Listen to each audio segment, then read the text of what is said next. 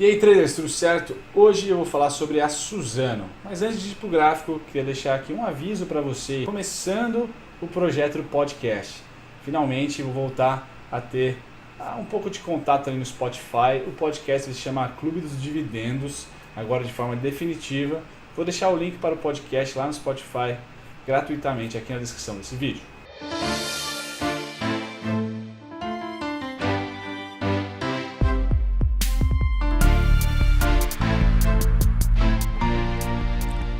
Bom dia a todos do TradingView, tudo certo? Quem fala aqui é o Bruno. Vamos lá, mais um vídeo sobre ações aqui do Brasil. Essa ação é um pouco mais salgada no preço nominal, mas ela faz muito jus, ela é muito importante no setor dela, né, de papel, de celulose, junto com a Klabin, aí elas formam duas gigantes aqui no Brasil. E ela sempre está de olho no dólar, sempre está de olho na cotação do dólar. Então, pode ser uma ação que, se você tiver esse capricho como investidor, que você pode atrelar ela à valorização ou à desvalorização da moeda americana. Por quê? Porque a receita dela está muito atrelada ali.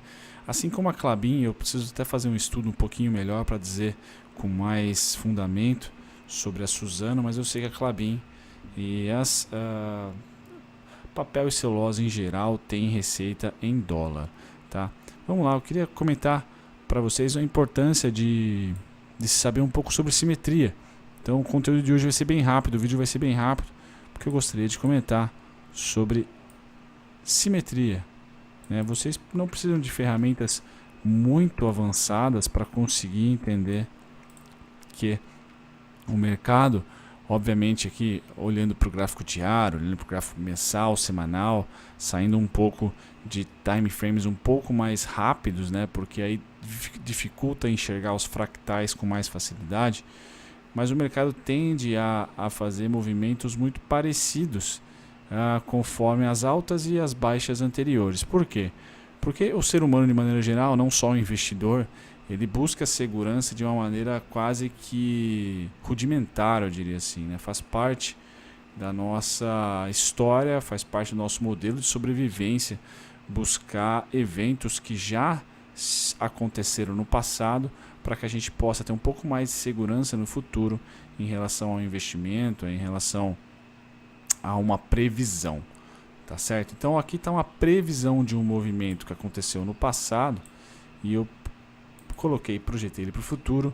49,41 era o preço e não deu outra, tocou ali e já forma aqui um fundo duplo ou um possível fundo duplo. Precisa romper e fechar abaixo dessa região que foi de fechamento ontem, tá legal? Mas aí você pode perguntar, mas e aí, quem eu quero comprar, como que eu faço, né? E aqui a gente tem que estudar também o que aconteceu nas vendas, e para estudar as vendas eu vou escolher dois fluxos aqui, que no diário vocês podem enxergar por esse fluxo, certo? A gente pode repetir ele aqui, e aí eu vou repetir ele aqui também. Então vamos lá com ele.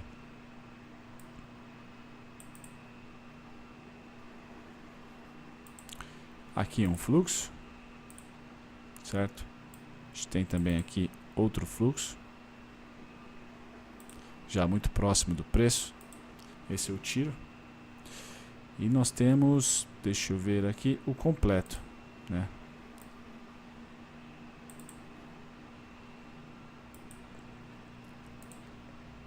Esse também. Legal.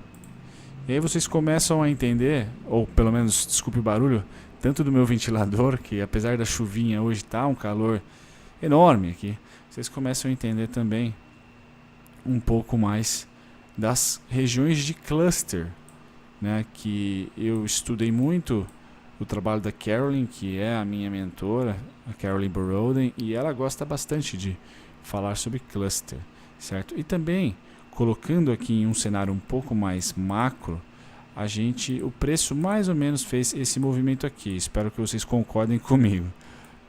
Fez aqui, subiu,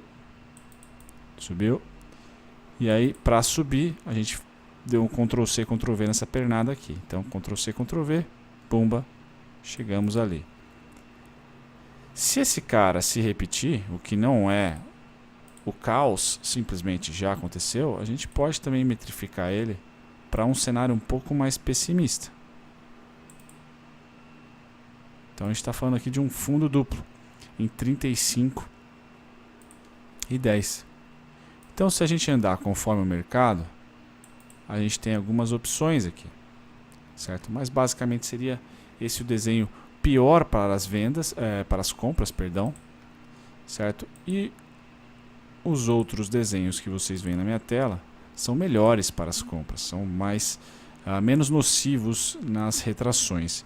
Então a primeira está aqui entre 43,62 e 43,25, certo? Eu gosto quando tem fundos bem demarcados, certo? Ou seja, que logo após o fundo há uma pernada de expansão. Então aí eu utilizo aqui também estudos de Fibonacci tempo. Então zona temporal de tempo, eu pego esse fundo aqui, projeto a partir deste fundo aqui. E aí eu consigo metrificar também em tempo, não só em preço, que o que demorou aqui para se formar um fundo, se passarmos para cá, a partir do outro fundo a gente tem essa região, tá? Estamos falando aqui de dia 19 de fevereiro, semana que vem, tá legal? Então pode ser que essa primeira região conflua com preço, tempo e uma LTA. Pode ser que a próxima região, aqui dia 4 de abril, conflua com preço, tempo e LTA. E assim eu formo basicamente várias análises minhas. Lógico que algumas linhas que vocês estão vendo aí acabam sendo os meus estudos, né? Eu nem sempre coloco todas as técnicas aqui, porque eu também tenho material privado e pago, mas basicamente o que vocês assistiram nesse vídeo aqui até agora faz parte da minha rotina, tanto aqui nos vídeos que eu posto para vocês, quanto no YouTube, certo? Esse vídeo aqui também vai para o YouTube.